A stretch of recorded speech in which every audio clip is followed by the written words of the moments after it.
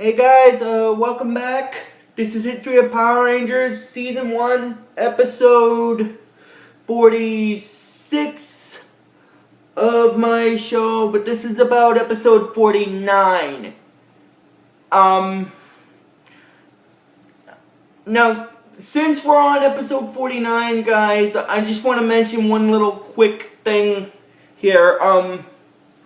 Episode 49 is the start of the last two-part episode. So after this, we will have all the rest of the episodes that I will be doing after this point will be singular, and technically this is kind of close to the end of the first season. Now what I mean by that is because there's 60 episodes, and after this part that I'm talking about, I will be on part 2, which starts at episode 50. And once I get to the 50 segment, I'll have 10 more episodes. Well, 20, because 1 set of 10 plus 160 episode. And then after that, I'm done. So we're almost done, guys. Anyway, getting into it. This is History of Power Rangers, Season 1, Episode 46 of my show. But this is about Episode 49. And Episode 49 in the original Power Rangers series is known as is part 1 of the 2-part episode, Return of an Old Friend. And basically the way this episode starts off is the Rangers are having a sort of a Parents' Day celebration inside the youth center in the episode. And they're starting to get everything ready for it. And then, well, here's the funny thing. At the beginning segment of the episode, when they're getting everything ready, Skull is going around with this video camera to record it, basically, and stuff. I thought I'd mention that at the beginning, since it has to do with what's going to happen in the early segment. Anyway, getting back into it now. After all the parents have showed up, basically, what happens is, later, Kimberly's parents show up, and, well, actually, her mother and her new boyfriend, plus her father, basically, because in this season, like in the Power Rangers series, apparently I don't understand the specifics because it's not really explained, but somehow Kimberly's parents are basically divorced. I'm sorry, I just had to get that out of the way. That's my person. Again, like I said, I don't know the specifics on why. Anyway, continuing on. After that, what basically happens is Kimberly's mother's wondering where she is, and then one of the other girls tells Trini that Kimberly is outside, so Trini goes out to where Kimberly is, and then basically what happens is after that they start having a little talk where Kimberly's kind of feeling sorry for herself because she's kind of blaming herself for her parents being split up in this series. Like I said, I don't know the specifics because it's not really explained, but again, I really don't know the specifics. Anyway, continuing on with what I was saying, after that, Trini basically tells Kimberly that before I continue, I just want to mention when Skull was using the video camera to record everyone at the Parents' Day celebration at the youth center, Mr. Kaplan had asked Skull where Bulk was because he assumed Bulk told his parents about Parents' Day, and then basically, what happens is after, I'm just backtracking here a little, anyway, continuing on again with what I was saying, after Skull explains to Mr. Kaplan that Bulk and his parents are on their way, they're just having a little bit of trouble with their car, and then there's this little commotion with the cake, and then this is gonna sound kind of funny in an ironic little way, but by the time Bulk and his parents show up, the cake had already started flying, and it splattered on Bulk's mom and stuff. And then Bulk's dad in the episode makes a little joke about saying that she's never tasted any sweeter, which is because she's got cake icing on her face, which is kind of stupid. Oh my god. Anyway, now getting back into it. After, getting back into it with Kimberly's character, after when her parents showed up, Kimberly's mother asks where Kimberly is, and then Trini says that she doesn't know, and then Kimberly's father shows up, which, as I stated again, I'm not really sure of the specifics, because it's not really explained, but for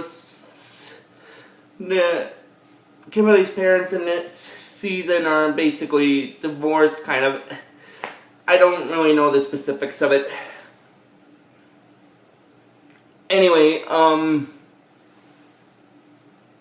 basically what happens is after that, after Trini finds out that, well, first what actually happens is the rest of the Rangers, I think it's Jason, he's wondering where Billy is, and then Billy's dad asks him that he knows how his son is, when he's preoccupied with a new invention and stuff. I just wanted to backtrack there. Anyway, then after Trini finds out about Kimberly being outside, she goes outside, and then it goes to where Rita is in her palace, and she's like, Parents' Day! And then she's like, Papa, Mama, because apparently she has parents that do, which is kind of makes sense. Anyway, basically what happens is Babu is basically telling Rita that the humans basically seem to think that their parents are really important people, and then Squat says that they're always going on and on about them, and that's when they come up with this plan to basically defeat the Rangers. Now, basically what I mean by defeat them in this case is they plan to hold the Rangers' parents as well as the other people captive for ransom, basically. And Finster makes a little bit of a suggestion on the type of monster that they should use in this episode, for this fight. And the monster that he chooses for them to use is a mole-based monster called the Dremel monster, which, as Finster states, apparently the Dremel monster has the ability, comes with a delightfully noxious type of gas, which can hypnotize anyone who breathes it and put them under a bit of a spell, basically. And then Scorpina inquires that, so if they can use the Dremel monster to infiltrate the youth center, the Dremel can capture the Rangers' parents, like use its gas to put the Rangers' parents in a trance and capture them and hold them for ransom. And then basically, Babu said that once their parents are trapped in the dimension, their ransom will be for them to surrender, and then Rita basically says to her, and then she basically tells them that she will accept the Rangers' surrender, and then she will destroy their world, basically. And then basically what happens is after that,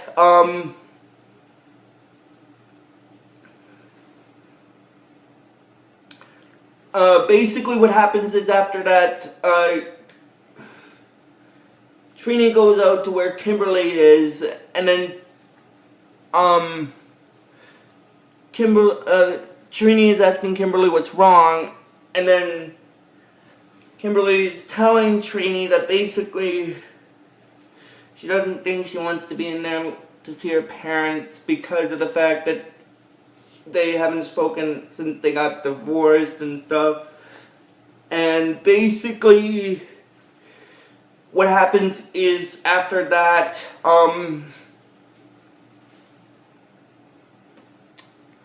Trini is basically telling Kimberly that her parents are in the youth center right now looking for her. And then basically what happens after that is they start to head back into the youth center, but then some putties show up. And then basically what happens is they start fighting the putties a little. And then after that, what basically happens is then Zordon contacts Jason and Zach on their communicators to inform them that right outside the youth center, Kimberly and Trini have been attacked by putties. So they go out to help Trini and Kimberly fight the putties, and that's when the Dremel monster burrows under the ground.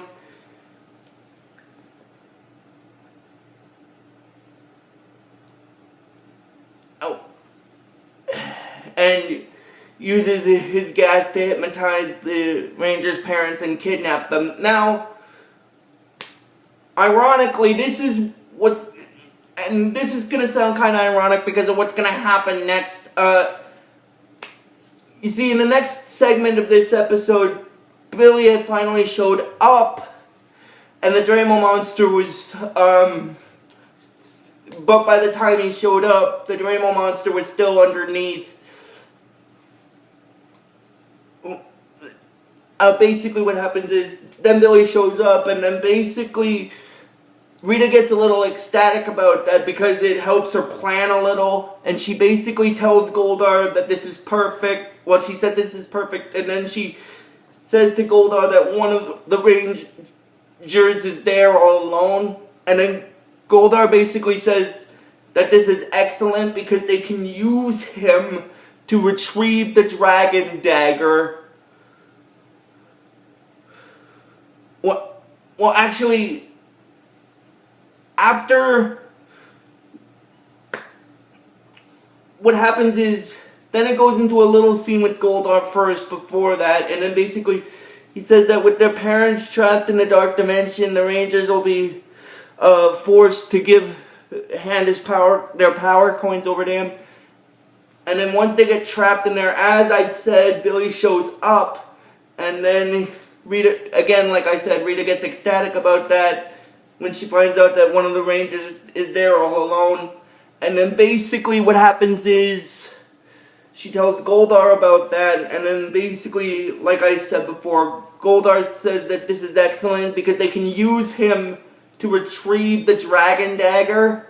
So basically what happens is when Billy shows up, the Dremel monster is still underneath the youth center. So basically what happens is he becomes engulfed by the Dremel monster's gas, and then he hears Rita's voice, and after she said some stuff, and then she says, "Bring us the dragon dagger," and then basically Billy says, "Yes, oh mistress." He obeys her command, and then he does this weird light teleport, like not the normal kind of teleport to the command center that was done in previous episodes. And then he shows up in the command center under the influence of the Dremel monster's gas. And then when Alpha sees that, he says Billy's startled by, he's startled by Billy being in there. And Billy kind of insults Alpha by calling him a poor excuse for transistor radio, and he kind of deactivates him. And then basically what happens after that is he talks to Zordon, and Zordon tells him that he's under Rita's influence, sort of like what happened with Tommy and Green with the Evil 5-part episode. So he said that he can help him, and then basically Billy says while he's under the influence of the gas of the Dremel monster, he said that basically, why should he listen to him? He's nothing but an inflated windbag of a head. And then basically what happens after that is he gets the Dragon Dagger, and then basically after that, basically what happens is Zordon asks Billy to stop, like he orders him to stop, and then Billy kind of insults him by saying, order all he wants. It won't help once he returns the Dragon Dagger to its true rightful owner. And then basically what happens after that is,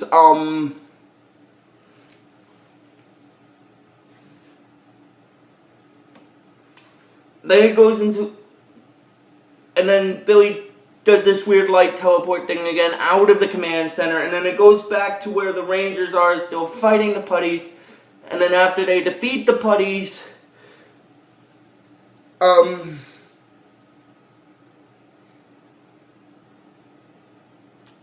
well, actually they defeated the Putties a little while earlier. Actually, yeah, they defeat the Putties, and then they decide to go back inside the building, and then after that, Jason kind of is saying that they hope their parents didn't see that. And then basically what happens after that is the 4 Rangers, aside from Billy, who's under the control of the Dremel monster and Rita at this point, are inside the youth center looking for their parents, but they're not there. And then Kimberly finds this pink scarf that apparently it stated that she tells the Ranger that she gave the scarf to her parents, to her mother for her birthday, basically. And then basically what happens is after that, Zordon contacts the Rangers on their communicators, and then after that, what basically happens is Jason is informing them, Zordon, that they have a problem, and then Zordon tells them that he's aware of it, and he tells them to teleport to the command center. And then basically what happens is after that, the Rangers are all kind of worried about their parents, basically. And then Zordon tells them to calm down because his sensors tell him that their parents are safe for now. And then Kimberly asks, what does he mean by for now? And basically, Zordon basically says that they're only safe for the time being. That's all he can tell them, which is kind of true because at this point he doesn't really know much, but he knows that parents are kind of safe. So in this case, it makes sense why he would tell them that. Anyway,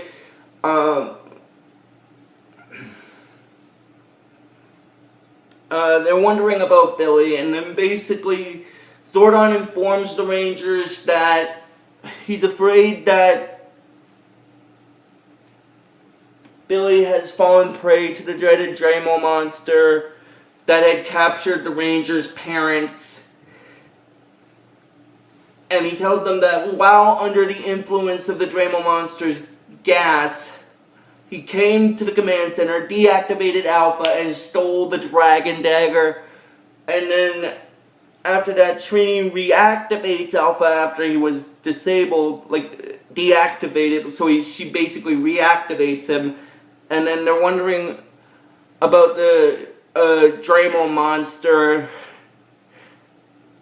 They're wondering about what to do. And then basically Zordon tells them again that Billy has fallen prey to the gas of the dreaded Dremel monster, which has allowed Rita to take control of his mind. And then Jason basically inquires about what the Dramo monster is, and then after Zordon tells them about it, he tells them that Billy has gone to the Dark Dimension to give the Dragon Dagger to Rita. So basically, the four Rangers, aside from Billy at this point, morph to their Ranger forms, and then they go to the commands, the Dark Dimension, and then basically what happens after that is Jason in his Red Ranger form is telling Billy to stop, and then Goldar tells him that, yes, good, bring him the Dragon Dagger, and then he tells the Rangers that it's no use,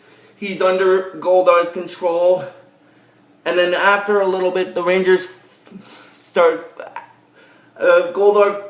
after a little bit of a talk with the Rangers and Goldar called them fools and had the Putty Patrol attack them, and then basically what happens is, after that, Goldar manages to get a hold of the Dragon Dagger, which breaks Rita's spell on him, and then basically he's wondering what he's done, and then Goldar tells him that he's just given him the Dragon Dagger, and then basically he's wondering what he's upset after finding out what he's done, and then Jason tells him that it's not his fault. And then basically what happens is Goldar tells them that now that he had the Dragon Dagger, they are basically forced to hand their power coins over to him in order to, in exchange for their parents. And Zack wonders why should they do what he says, and then Goldar basically says that it's basically because they don't have much choice, and then he brings this image of an hourglass, and he tells them that the sand in the hourglass represents, it's a reminder of the time that the Rangers have slipping away, and that once the sand is through the hourglass, they have to make a decision on what to do. And then after that, Goldar escapes the Dark Dimension with the Dragon Dagger. And then basically what happens after that is... Sorry. Okay. Basically what happens after that is...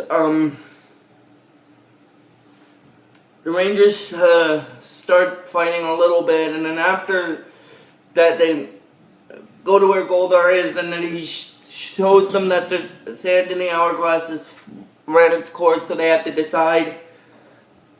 And then basically what happens after that is... Well, actually Goldar said that they have to turn over their power coins or lose their parents forever, and they don't know what to do. So they contact Zordon on their communicators, but Zordon tells them that he cannot tell them what to do in this instance because this decision affects their parents. They alone have to make the decision. And then Jason said that they'll agree to Goldar's terms, their power coins for their parents. And then they start giving them their power coins one by one. And then after the last one gives...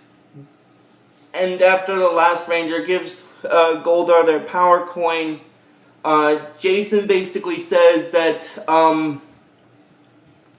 that now that Goldar has what he wants, their power coins, give them back their parents, and then basically Goldar kind of mocks them. Well, he does some mocking in between when the Power Rangers are giving them their power coins and stuff, and after that, after the final power coin is given to him in the box, and after, like I said, Jason tells them that now that he has what he wants, their power coins, give them back their parents.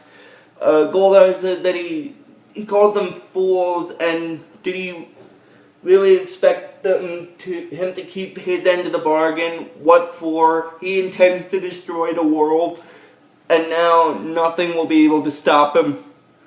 and then he gets away with the power coins in the box, and then the Rangers are back in the command center, and then Zach is a little upset because he said that he can't believe they trusted Goldar, and then Zordon tells them that they made the right decision to hand over their power coins.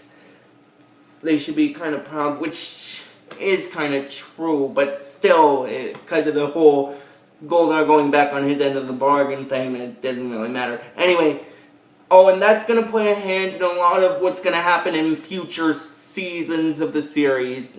I'll explain more about that when I get to those. I just wanted to mention that. And then after that, one of the Rangers is telling Zordon that I think it's Kimberly. She tells the others that what are they going to do now? Goldar has all the power coins. And then basically, Jason says not all of them. They still have one power coin, which is the green power coin. And then it goes into a scene where... now this is the reason why it's called Return of an Old Friend, because at the end of this episode, in the beginning of the second part of this episode, that's when Tommy shows up. I just thought I'd mention that. Anyway, he's walking into the youth center, and then he's wondering where everybody is. And then that's...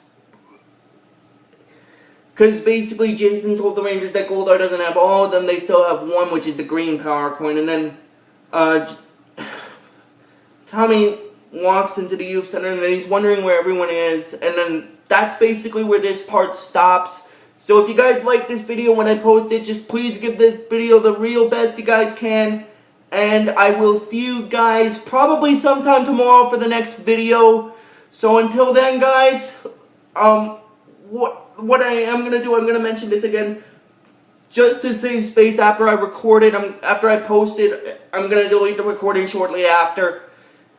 But when this video is posted, just please give this video the real best you guys can, and I will see you probably tomorrow for part 2, guys. So until then, like I always tell you to,